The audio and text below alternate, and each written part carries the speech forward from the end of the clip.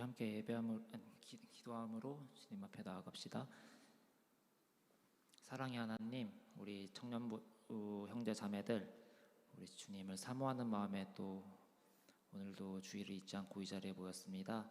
우리가 이 시간 주님께 진정으로 예배드리기 원하오니 우리가 지금 이 예배드리는 모습이 꾸며진 모습이 아니게 하여 주시고 정말 우리 마음속에서 나오는 기쁨과 또 주님을 찬양하기 원하는 그런 마음으로 예배를 드릴 수 있게 우리 마음을 인도하여 주시옵소서. 감사드리며 예수님 이름으로 기도드렸습니다. 아멘.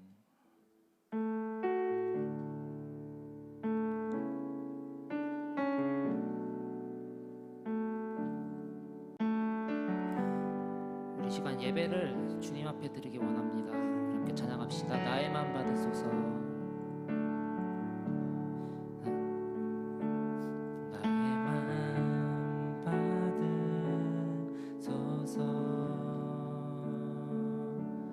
오셔서 주님의 처소 삼으소서. 나의 전부이신 주여 내 맘을 받아주소서. 다시 한번 찬양합시다. 나의 맘 받으소서. 나의 맘 받으소서. 오셔서 주님의 처소 삼으소서. 오셔서 주님의 처소 삼으소서. 나의 전부이신 나의 전부이신 주여 내 마음을 받아주소서. 받아주소서. 오 나의 마음을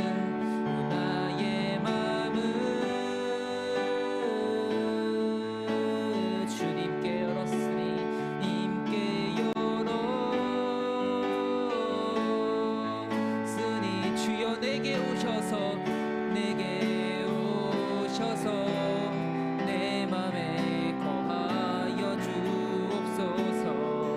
주가 기뻐하는 주의 성전 되게 하소서. 나의 맘 받으소서. 이 자리에 오셔서 주님의 처소 삼으소서. 처소 삼으소서.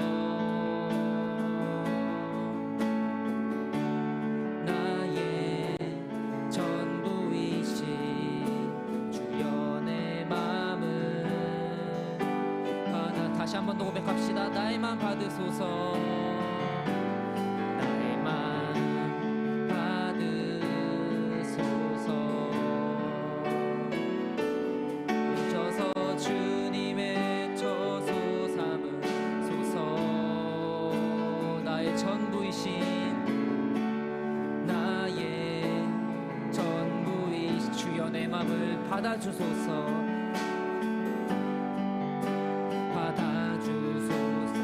나의 맘을 오 나의 맘을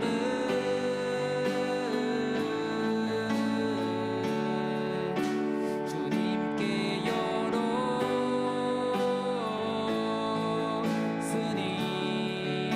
주여 내게 오셔서 내 맘에 거하여 주옵소서.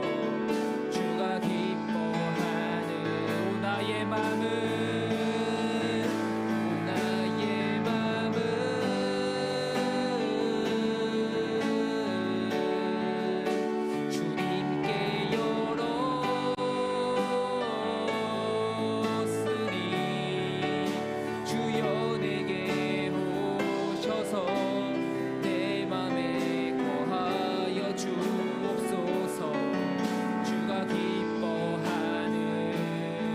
다시 한 번 더 찬양합시다. 오 나의 맘으로 나의 맘을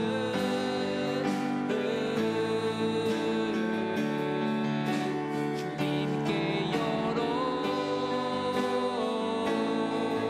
열었으니 주여 내게 오셔서 나 거하여 주옵소서. 주가 기뻐하는 주의 성전 되게 하소서.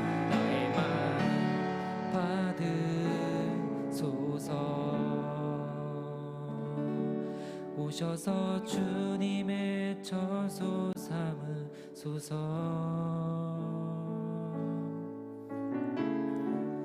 나의 전부이신 주여 내 맘은. 우리 마지막으로 다시 한 번 더 찬양합시다. 나의 맘 받으소서.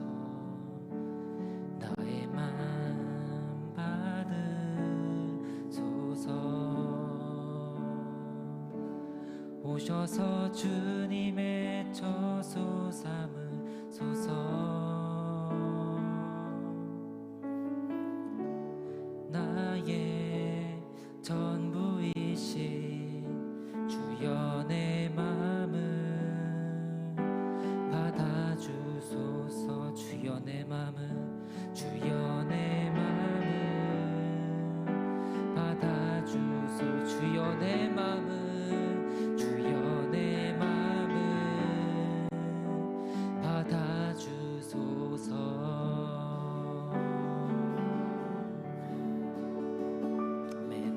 이 시간 드리는 모든 찬양이 정말 우리의 진심으로 나오는 찬양이 되기 원합니다.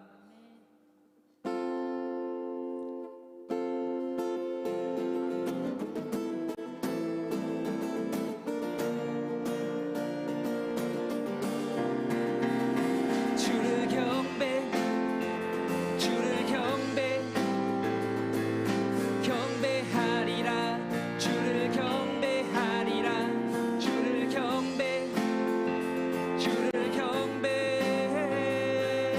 경배하리라.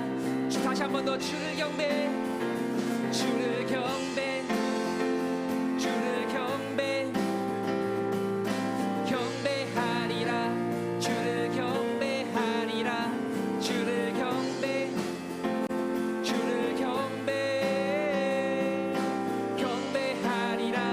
주님을 나의 힘이 되신, 나의 힘이 되신 여호와여, 내가 주를 사랑하나이다. 여호와는 내 반석이시요, 나를 건지시는 하나. 주를 경배, 주를 경배, 주를 경배, 경배하리라. 주를 경배하리라. 주를 경배, 주를 경배, 경배하리라. 주님은 주를 경배, 주를 경배, 주를 경배, 경배하리라. 주를 경배하리라. 주를 경배, 주를 경배, 경배하리라. 주님을 나의 요새가 되시는, 나의 요새가 되시는 주님. 주는 나의 하나님이시라. 나의 피할 바위가 되시며 나의 구원의 함께 기쁨으로 찬양합시다. 주를 경배, 주를 경배, 주를 경배, 경배하리라. 주를 경배하리라. 주를 경배, 주를 경배, 경배하리라. 주 나의 힘이 되신, 나의 힘이 되신 여호와여, 내가 주를 사랑하나이다.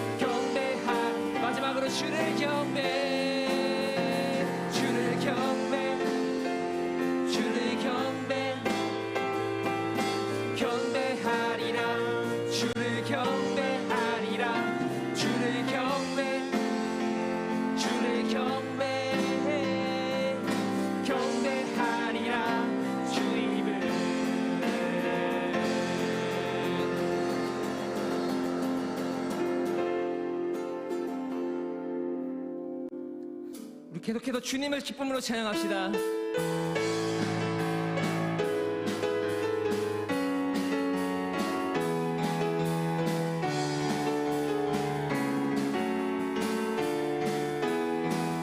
안에 부어주소서, 내 안에 부어주소서, 성령의 충만한 기름을 내 안에 하소서.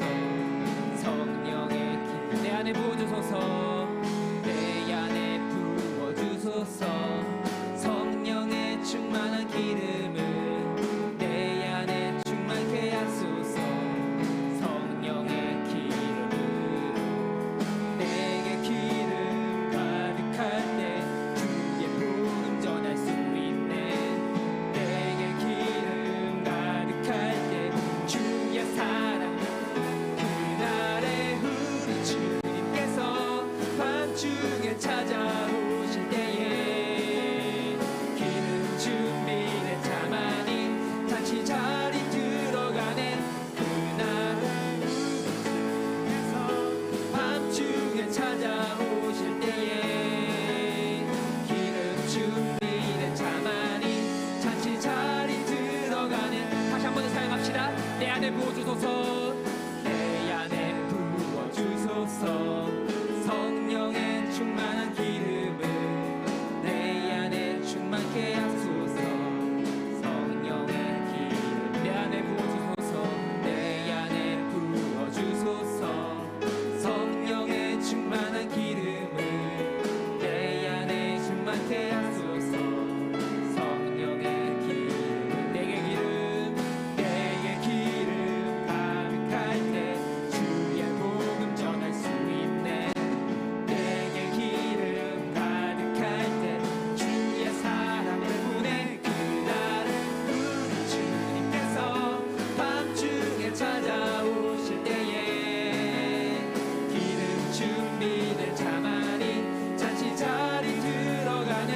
그날에 우리 주님께서 밤중에 찾아오실 때에 기름 준비된 자만이 잠시 그날에 우리 주님께서, 그날에 우리 주님께서 밤중에 찾아오실 때에 기름 준비된 자만이 잠시 자리 들어가네.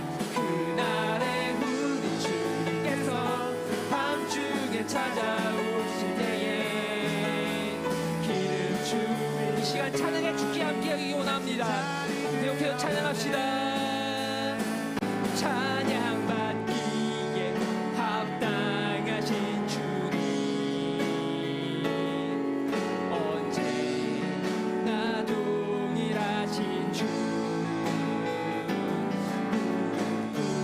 고서 주 이름 외치세. 예수 너의 왕, 예수 너의 왕, 예수 너의 왕. 찬양받기에 합당하신 주님, 언제나 동일하신 주, 고서 주인 영께 선포합시다. 예수 나의 왕, 예수 나의 왕, 예수 나의 왕, 예수 나의 왕. 찬양하세, 찬양하세, 찬양하세. 왕께 소리 높여 찬양 드리세. 찬양하세, 찬양하세, 찬양하세. 왕께 소리 높여 찬양 드리세. 찬양받기에 합당하신 주님,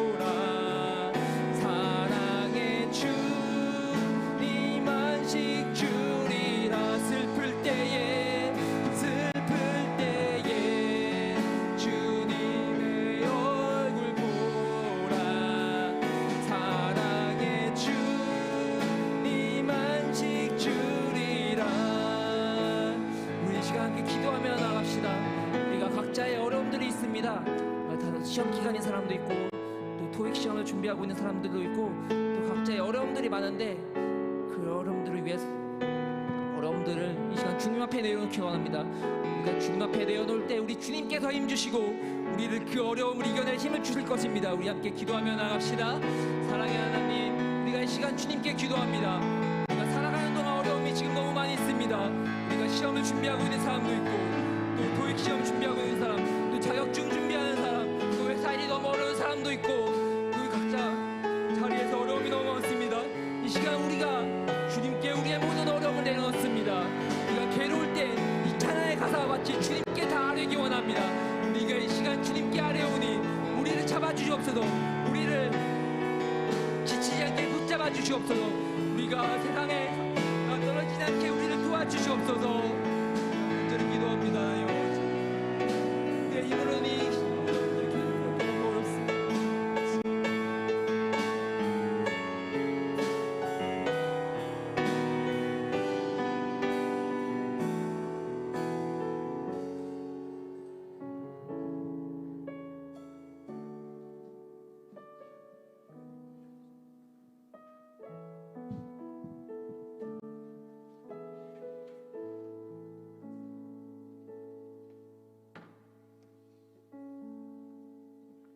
주님 감사합니다.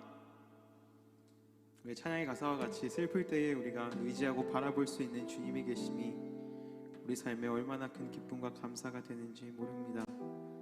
우리가 이 시간 아버지 한 분 바라봄으로 나의 삶을 주님께 맡겨드림으로 아버지를 예배하며 나아가오니 예배한 이 시간 나의 삶의 주인이 주님이심을 고백하는 시간 되게 하시고 오직 내 삶을 다시 한 번 더 일으키시고 회복시키시며 위로하시는 주님의 그 음성이 그 만지심이 경험되어지는 귀한 우리 청년부의 예배가 되게 하여 주시옵소서.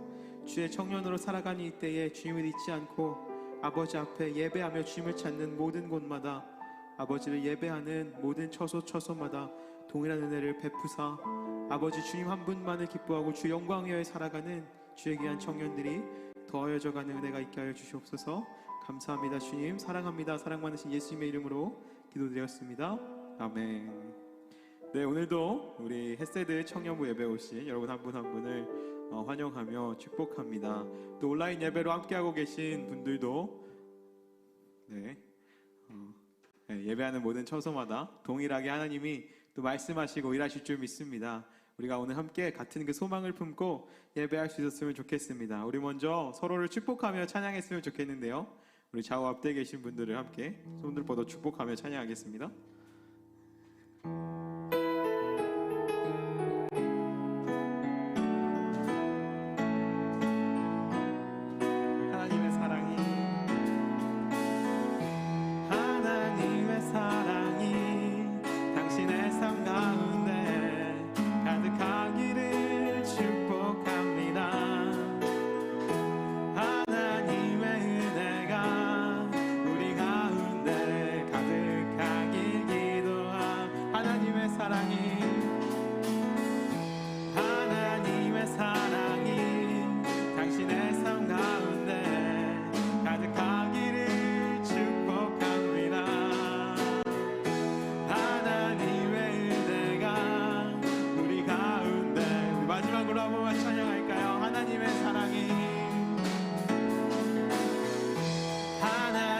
사랑이 당신의 삶 가운데 가득하기를 축복합니다.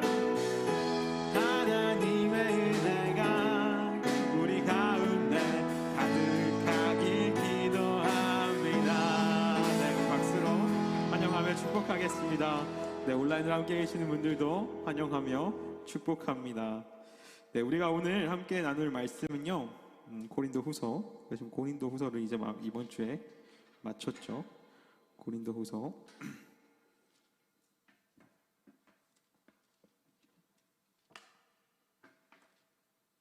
12장 7절에서 10절까지의 말씀입니다.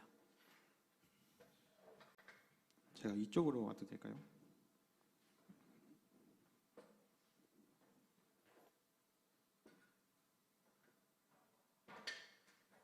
네, 고린도 후서 12장 7절에서 10절까지의 말씀 함께 보도록 하겠습니다. 네, 우리 함께 한 목소리를 읽을까요? 시작. 각각 그 마음에 정한 대로 할 것이요 인색함으로나 억지로 하지 말지니 하나님은 이게 말씀이 다른데? 죄송합니다.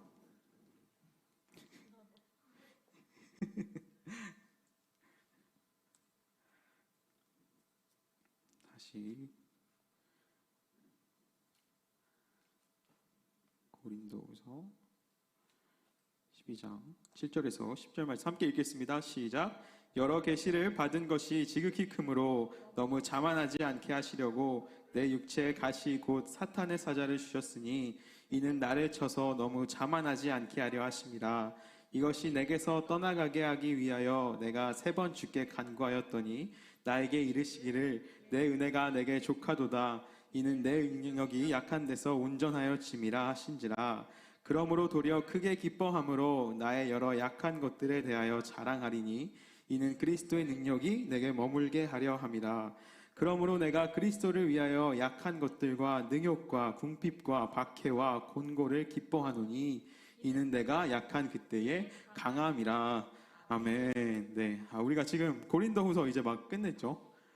토요일부터 갈라디아서를 나가겠다라고 해서 했는데 이제 막 맞추는 말씀이라서 되게 끝자락에 있는 12장의 말씀이어서 읽은 지 얼마 안 돼서 아직 기억나는 청년들도 있을 것 같고 까먹은 청년들도 있겠지만 오늘 다시 함께 우리가 마지막으로 함께 읽었던 이 고린도후서 말씀을 함께 나누려고 합니다.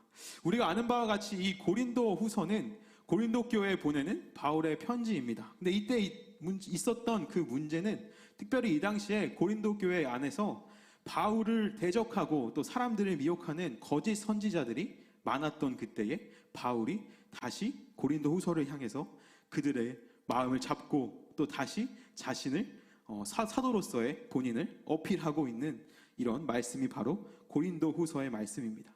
그 거짓 사도들로 인해서 사도들과 성도들 간에 분열이 일어나고 또 성도들이 바울을 배척하는 사건들이 생겨났던 거죠. 그리고 그 안에는 분열과 갈등이 있을 수밖에 없었던 이 고린도 교회의 상황이었습니다.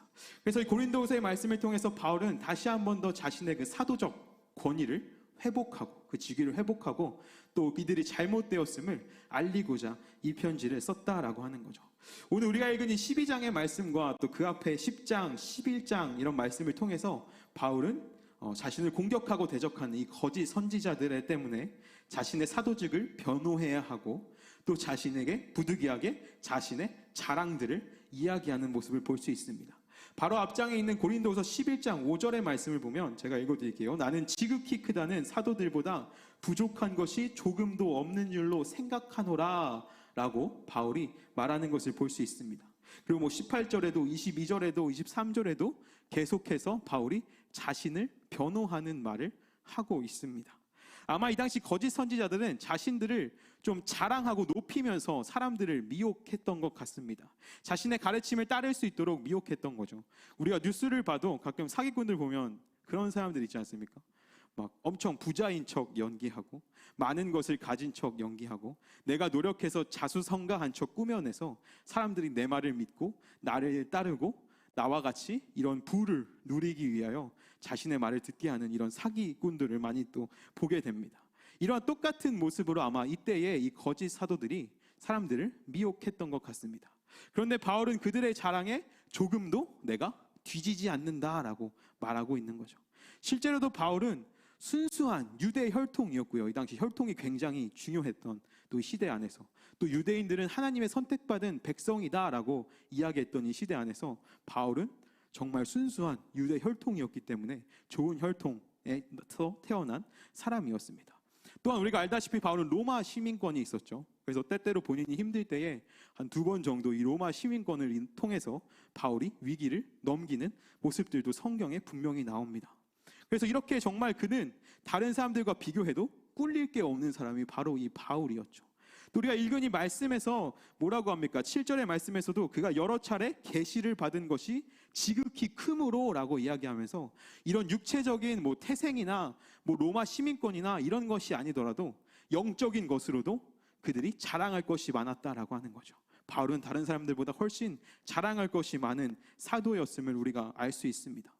그런데 오늘 말씀의 중점이 되는 내용이 뭡니까? 그가 결국 자랑하는 것이 무엇입니까? 바울은 자신의 약함을 자랑한다라고 이야기하면서 약한 그때에 강함이 된다라고 우리가 오늘 읽은 이 본문의 말씀에서 이야기하고 있습니다. 약할 때 강함이 된다라는 이 말이 굉장히 사실 모순적이죠. 굉장히 모순적입니다. 우리가 옛날에야 아프니까 청춘이다 이런 말들이 위로가 되고 감동적이다라고 이야기했지만 지금은 뭐라고 합니까?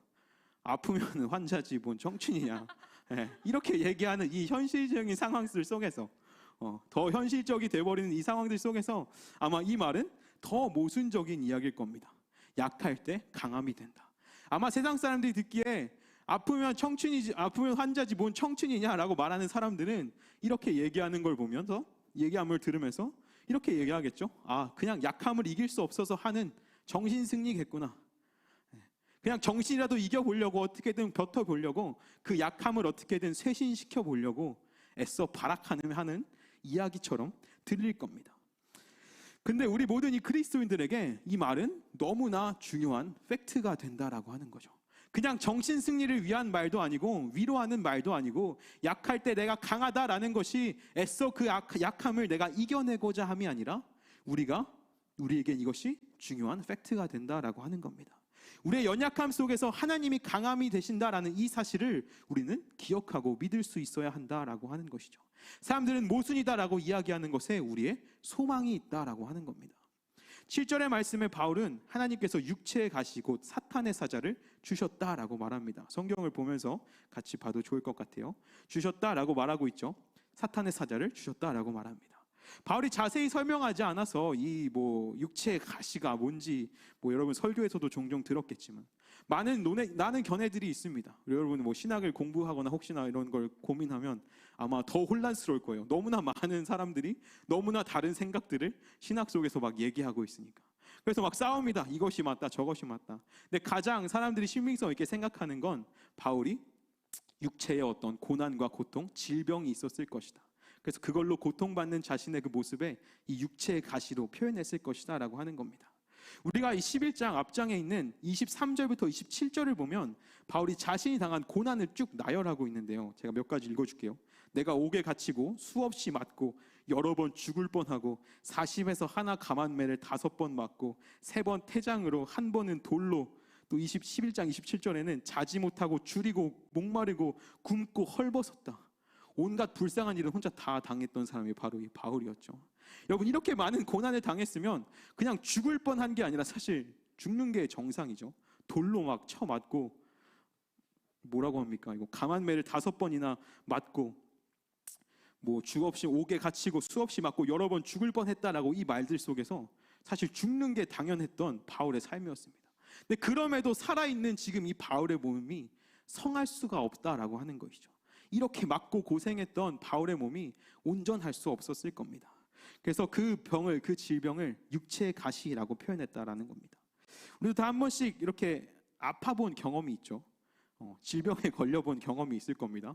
우리 특별히 현우 형제 지금 또 허리가 아픈 상황에 있고, 우리 진짜 형제도 그렇고, 저도 감기도 걸리고 다리도 아프고 다치기도 하고, 심지어 저도 디스크가 이제 걸렸었어요. 그래서 저도 이제 한국 와서 주사 맞고 이래가지고 지금 그나마 이제 좀 잘 생활하고 있는데, 제가 이제 산을 되게 좋아해서 태국에서 한국으로 오기 전에 네팔로 에베레스트 산 거기 이제 일주일 정도 이렇게 올라갔다 오는 코스를 다녀오려고 준비하는 중간에 허리가 다쳤습니다. 공부하고 막 이러다가 무리를 했는지 끝에 아팠습니다. 그래서 그렇게 하면서 모든 것이 다 취소되고 당연히 비행기표도 날리고 돈도 손해를 많이 보고 그런 걸 경험했죠. 내가 많이 준비하고 또 계획하고 했지만 육체의 질병 앞에서 모든 것이 물거품이 되는 걸 경험할 수밖에 없습니다. 여러분 수없이 많이 경험해 봤죠. 우리가 그런 큰일이 아니더라도 금전적인 손해를 안 보더라도 아파서 약속 못 나가고 아파서 하고 싶은 거 못 하고 먹고 싶은 거 못 먹고 하는 이 수많은 경험들을 우리가 하고 삽니다. 그런데 인간이 이렇게 연약함을 날마다 느끼지만 또 한편으로는 우리가 얼마나 무지합니까? 내 몸이 조금만 괜찮아지면 그러한 걸 다 까먹죠. 내 몸이 좀만 아파도 내가 이렇게 연약해지는구나 라고는 이 사실을 까먹습니다. 내가 약함을 깨닫는 것도 잠시고 병이 조금 나면 다시 그냥 내가 하고 싶은 대로 원래의 삶을 살아가죠. 내가 다시는 안 아플 것처럼 내가 즐겁게 내 삶을 살아가는 것이 인간의 모습입니다.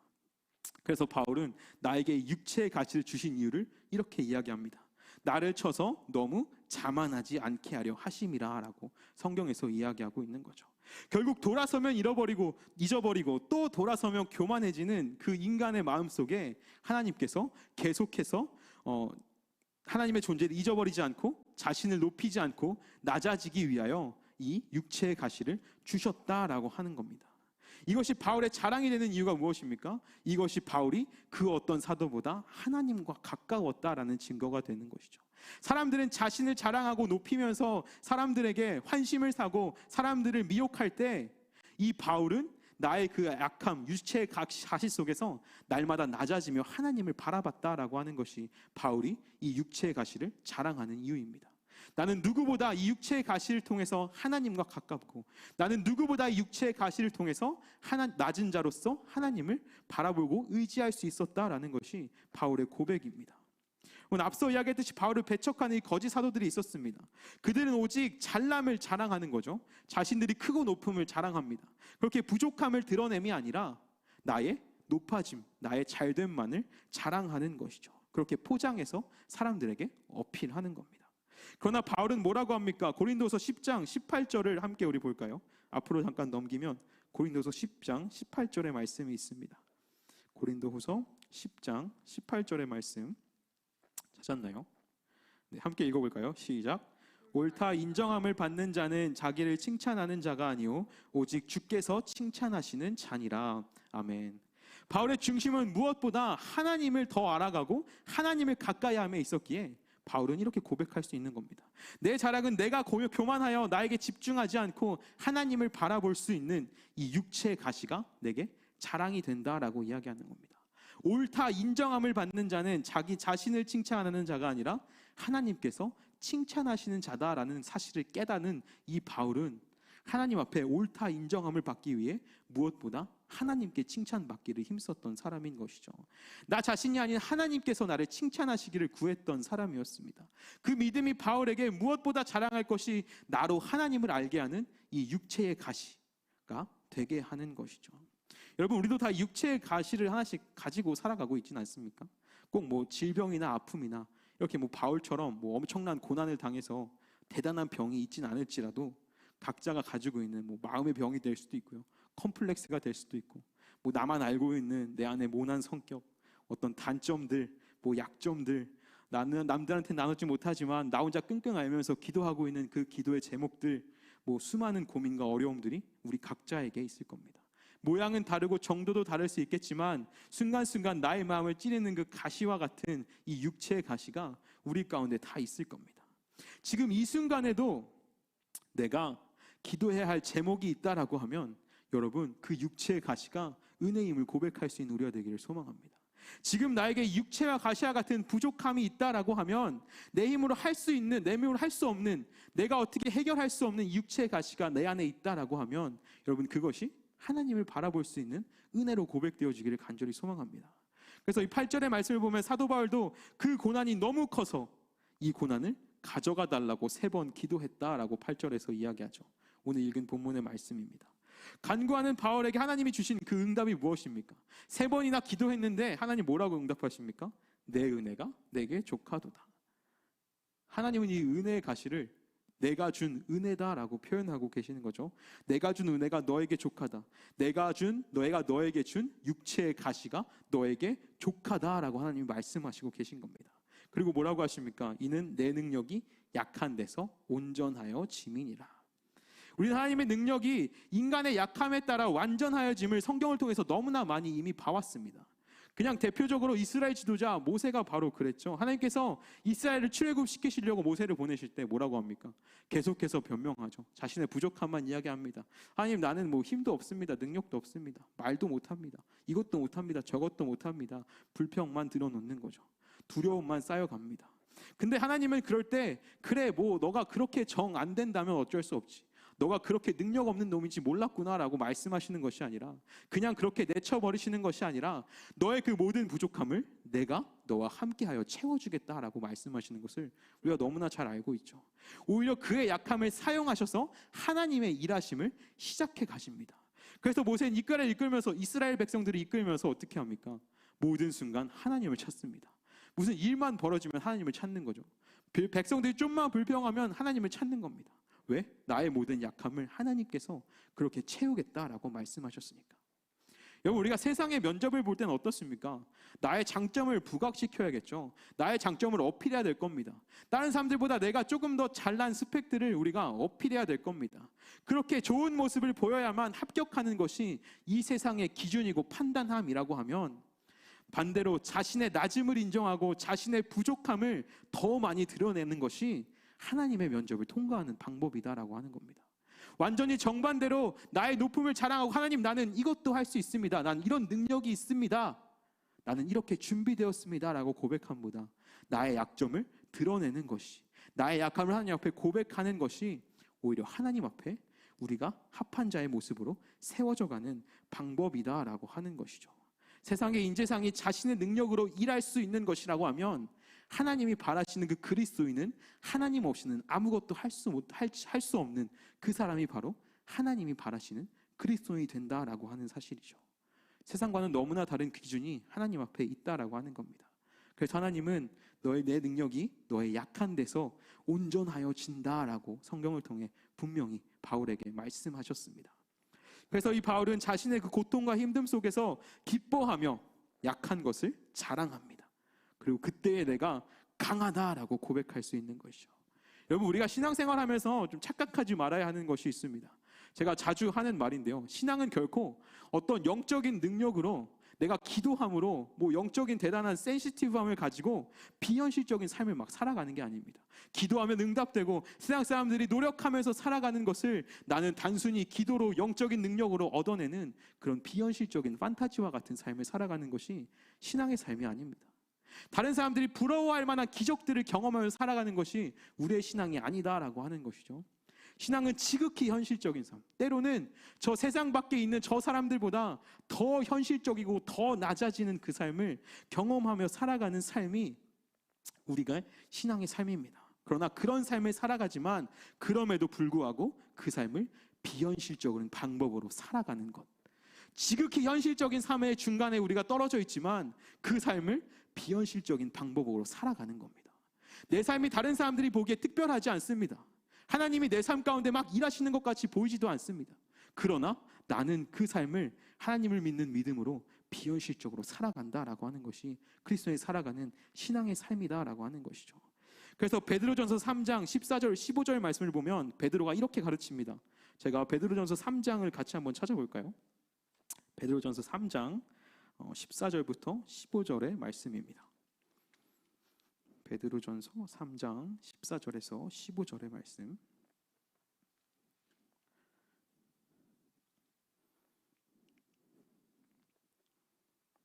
찾았나요? 네, 함께 읽겠습니다. 시작.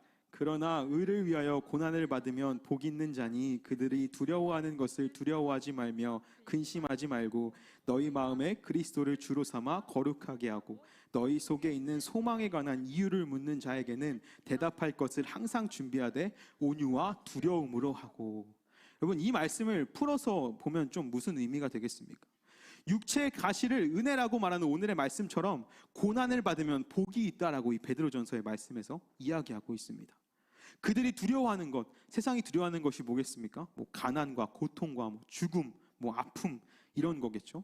그러니까 세상이 두려워하는 것을 두려워하지 말고 근심하지 말라고 하는 겁니다. 결국 가난과 고통과 죽음과 아픔들이 찾아와도 그리스도를 주로 삼아 거룩하게 하라라고 이 말씀에서 가르치고 있는 것이죠. 두려워하지 말고 근심하지 말고 거룩하게 살아라. 그리스도를 주로 삼아 너희가 거룩함의 삶을 살아가라라고 하는 겁니다. 그 다음에 우리 안에 있는 소망의 이유를 묻는 자에게 대답할 것을 준비하라라고 베드로가 가르치고 있는 겁니다. 여러분, 이게 무슨 말입니까? 세상이 두려워하는 이 고난과 가난과 고통이 우리 가운데 똑같이 닥쳐오는데 그리스도 안에서 소망을 가진 자로 살라라고 하는 겁니다. 우리가 신앙생활하면서 뭘 하든지 잘 되기만 하고 기도하면 응답받고 하나님이 마치 살아계셔서 나와만 동행하시면서 나를 축복하시는 그런 삶을 살아가는 것이 아니라, 내가 그렇게 승승장구해서 너는 어떻게 그렇게 복을 받고 사니? 어떻게 너는 그렇게 평탄한 삶을 사니? 어떻게 해야 너처럼 복 받니? 라고 사람들이 물어보는 것이 아니라, 사람들이 부러워하며 우리에게 묻는 것이 아니라 세상이 우리에게 소망의 이유를 묻는다라고 베드로는 이야기하는 겁니다. 이 소망의 이유를 묻는다는 게 뭐겠습니까? 야, 너는 어떻게 그런 상황 가운데에 기뻐할 수 있니? 넌 어떻게 그렇게 힘들고 어려운 상황 가운데 괜찮다라고 말할 수 있니? 그렇게 아무런 소망이 없고 아무런 힘이 없는 상황 가운데에 넌 어떻게 감사하고 소망이 있다라고 이야기할 수 있니? 아무런 희망이 보이지 않는데, 나의 아무런 도움이 보이지 않는데, 탈출구가 전혀 보이지 않는데, 조그마한 빛조차 보이지 않는데 넌 어떻게 소망이 있다라고 말하니? 여러분, 이것이 우리에게 세상이 묻는 소망의 이유를 묻는 자에게 대답할 것을 준비해라라고 말하는 베드로의 가르침입니다. 여러분, 많은 사람들은 이야기하죠. 야, 너네는 그렇게 기도하고 예배드리면서 하나님이 살아계시다라고 하면서 너 왜 그러냐? 네 인생은 왜 하나님은 네 기도는 안 들어주시냐? 뭐 이런 생각 많이 할 수 있습니다. 사람들이 실제로도 많이 질문하죠. 하나님이, 너가 믿는 하나님이 살아계시면 왜 너에게 그런 안 좋은 일이 생겨? 왜 너가 그렇게 고난을 받아? 왜 이렇게 고통을 받아? 여러분, 세상은 당연히 그렇게 받아들일 겁니다. 왜? 신이라는 존재는 나의 잘됨을 위해 존재하는 존재라고 그들은 알고 있으니까요. 내가 원하는 것들을 들어줘야 하는 존재로 그들은 받아들이니까요. 근데 베드로가 뭐라고 합니까? 우리가 세상과 똑같은 삶을 살아가지만, 그들이 두려워하는 것을 우리가 똑같이 경험하지만 그 안에서 두려워하지 말고 근심하지 말고 또 소망에 관한 이유를 묻는 자에게 대답할 것을 준비하라라고 합니다.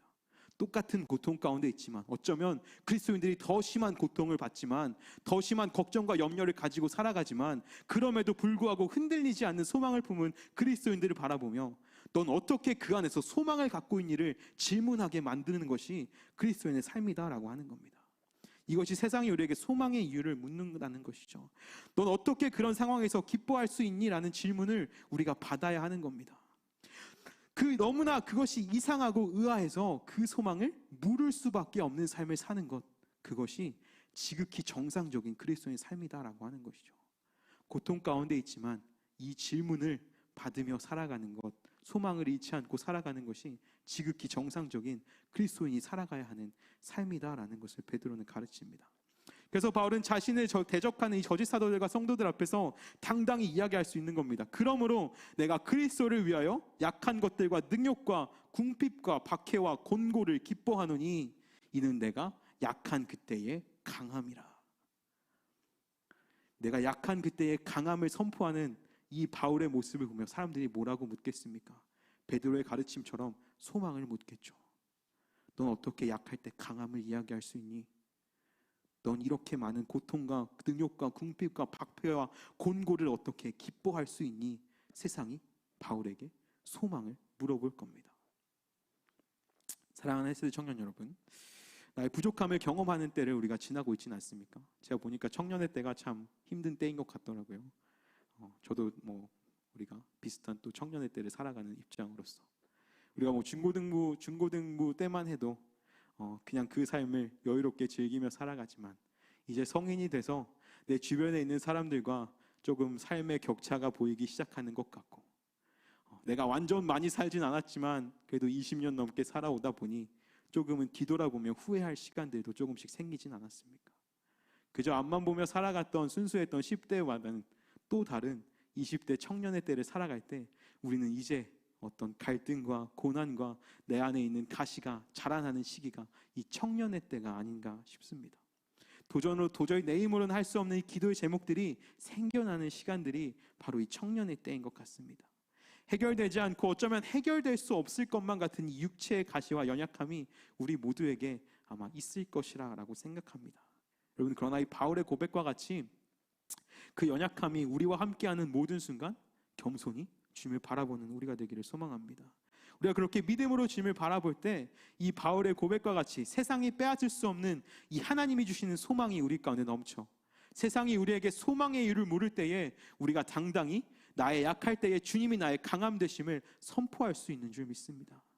여러분, 여러분이 부족하고 힘들고 어려운 이 청년의 때를 보내며 날마다 이 말씀을 기억하시기를 간절히 소망합니다. 내가 약할 때에 주님이 나의 강함이 되시고 나의 모든 이 소망이 오직 주 안에 있음을, 하나님의 능력이 우리 나의 삶에서 날마다 일하며 하나님의 능력을 완전하게 함을 경험하는 우리 청년의 때가 되기를 간절히 소망합니다. 우리 함께 찬양했으면 좋겠는데요. 주가 일하시네 함께 찬양하겠습니다.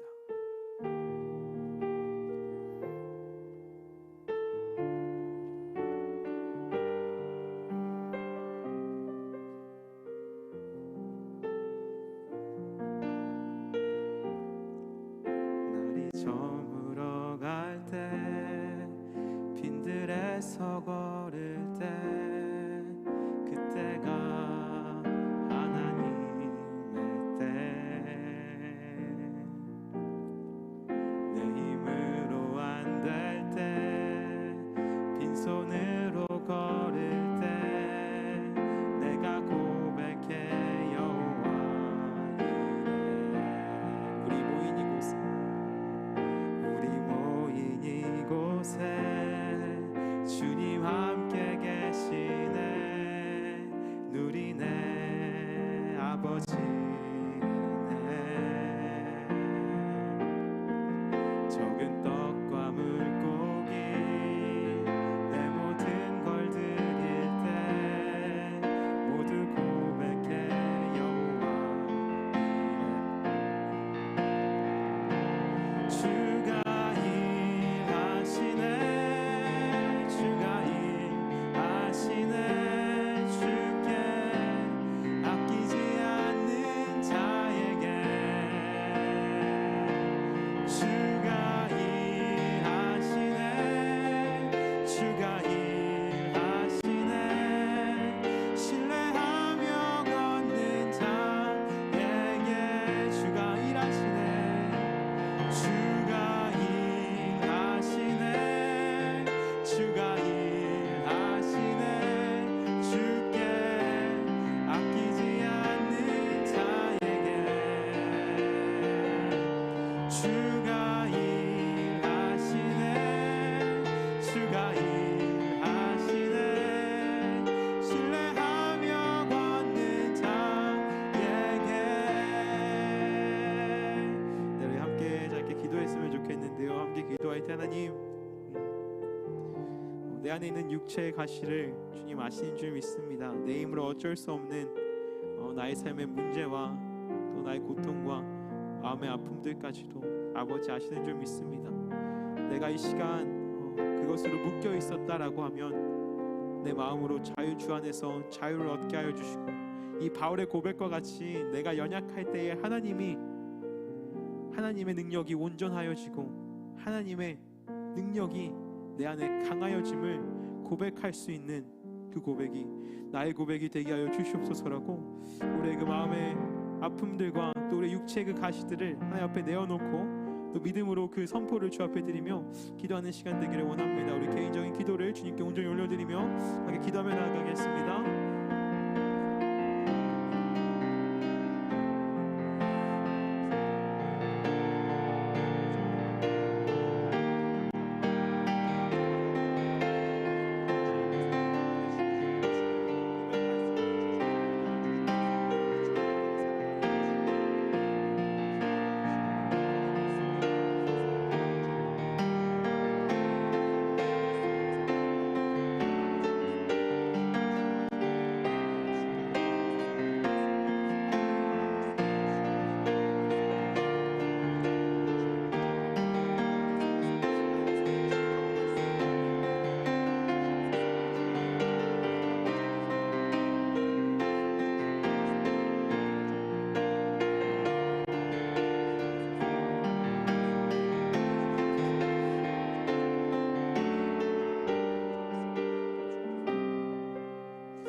번 더 기도했으면 좋겠는데 한 가지 더 기도할 때에 주님 그 베드로의 가르침을 기억함으로 기도했으면 좋겠습니다. 여러분 그 힘들고 어려운 상황 가운데에 세상과 똑같은 고통과 고난을 당하며 살아가는 우리의 삶 가운데에 여러분 어떻게 반응하며 살아오셨습니까? 세상이 여러분에게 소망의 이유를 묻게 되는 소망을 품은 삶을 살아오셨습니까? 아니면 세상과 똑같은 모습으로 좌절하고 낙담하며 그저 어떻게 해서든 이것이 빨리 나에게 지나가기를 기다리고 바라며 그 시간들을 보내왔습니까? 함께 기도할 때 하나님, 내가 주님 바라시는 그리스도인의 모습으로, 아버지 기뻐하시는 그리스도인의 모습으로 세상과 똑같은, 세상이 두려워하는 것들이 내 삶 가운데서 찾아올지라도 내가 두려워하지 아니하고 염려하지 아니하고 주 안에 굳게 서서 소망을 붙잡고 세상의 소망의 이유를 물을 수밖에 없는 참된 그리스도인의 모습으로 살아가게 하여 주시옵소서라고 다시 한번 나의 믿음을 주 앞에 고백하며 기도하는 시간 되기를 원합니다. 기도하며 나가겠습니다.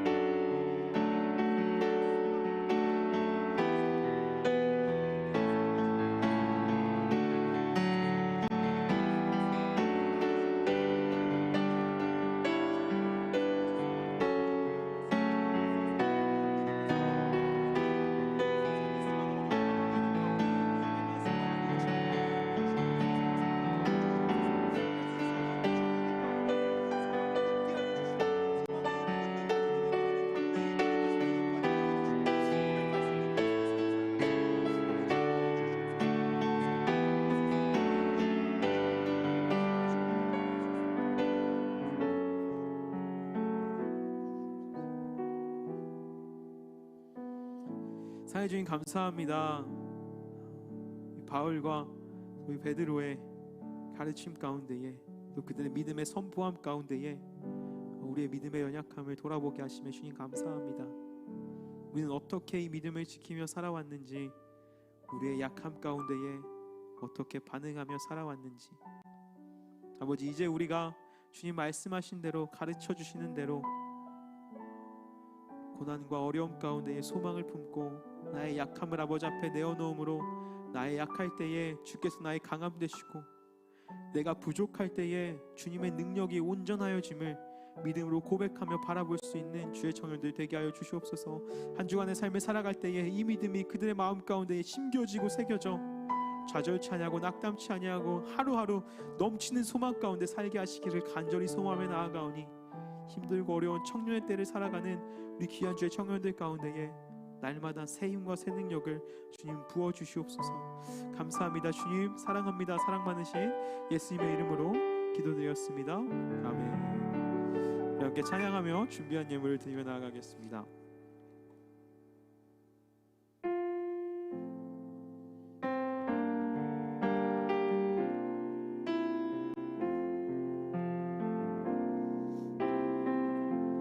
삶의 작은 일에도 그 마음을 알기 원하네. 그 길, 그 좁은 길로 가길 원해. 나의 작음을 알고 그분의 크심을 알며 소망 그 깊은 길로 가길 원하네. 함께 헌금을 위해서 기도한 후에 주기도문으로 예배를 마치도록 하겠습니다. 사랑해 주님 감사합니다. 오늘도 우리가 믿음 가운데에 빈손으로 아버지 앞에 나오지 아니하고 작은 예물을 정성껏 주 앞에 내어드리게 하심에 주님 감사합니다. 이 작은 물질이 우리의 믿음의 고백이 되어 우리의 삶을 주 앞에 내어드리는 믿음의 고백이 되기를 소망하오니 우리의 삶을 주 앞에 내어드리고 우리의 물질을 아버지 앞에 맡겨드릴 때에 우리의 삶과 물질을 통하여 하나님의 살아계심과 하나님의 나라가 확장되어져 가는 은혜가 더하여지게 하여 주시옵소서. 드리지 못한 모든 손길들 가운데도 주님 동일한 은혜를 베풀어 주시고 무엇보다 중심을 보시는 주님 앞에 그 삶을 다하여 아버지를 사랑하고 주를 위하여 살아드릴 때에 동일한 은혜와 동일한 일하심이 하나님의 나라를 경험케 하심이 그 모든 손길들 가운데에 그 모든 삶 가운데 함께하게 하여 주시옵소서. 감사합니다 주님. 사랑합니다. 사랑 많으신 예수님의 이름으로 기도드렸습니다. 아멘. 주기도문으로 예배를 마치겠습니다. 하늘에 계신 우리 아버지, 아버지의 이름을 거룩하게 하시며 아버지의 나라가 오게 하시며 아버지의 뜻이 하늘에서와 같이 땅에서도 이루어지게 하소서. 오늘 우리에게 일용할 양식을 주시고 우리가 우리에게 잘못한 사람을 용서하여 준 것 같이 우리 죄를 용서하여 주시고 우리를 시험에 빠지지 않게 하시고 악에서 구하소서. 나라와 권능과 영광이 영원히 아버지의 것입니다. 아멘.